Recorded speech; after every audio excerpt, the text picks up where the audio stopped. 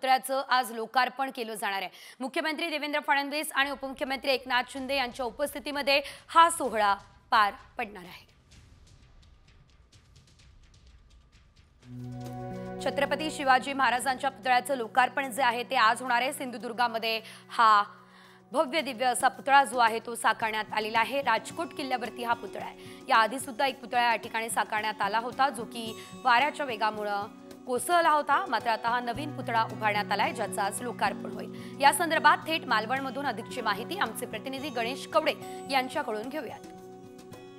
मालवण समुद्र किनारी असणाऱ्या राजकोट किल्ल्यावर छत्रपती शिवाजी महाराजांचं भव्य दिव्य पुतळा आहे ते सरकारच्या वतीने नव्याने उभारण्यात आलेला आहे। कारण की या अगोदर याच ठिकाणी उभारण्यात आलेला छत्रपती शिवाजी महाराजांचा पुतळा आहे तो समुद्राच्या पाणी आणि त्याचबरोबर या ठिकाणी सुटणारी हवा यामुळे हा पुतळा आहे तो पडला होता आणि त्यानंतर राज्याचं राजकारण देखील आहे ते तापलेलं होतं। त्यानंतर सरकारने लगेच नवीन पुतळा उभारण्यात येईल अशा पद्धतीची घोषणा देखील आहे ती करण्यात आली होती आणि त्यानुसार आता छत्रपती शिवाजी महाराज यांचा भव्य दिव्य पुतळा आहे तो रामसुता शिल्पकार यांच्या मार्गदर्शनाखाली नव्याने उभारण्यात आलेला आहे आणि अशी 83 फुटाची खरं तर ह्या आता पुतळ्याची नव्याने उंची पाहायला मिळते। त्याचबरोबर 23 फुटाची त्यांच्या हातातली जी तलवार आहे त्याची उंची पाहायला मिळते। व्हिडिओ जर्नलिस्ट अरविंद गणेश कवडे, साम टीव्ही, मालवण।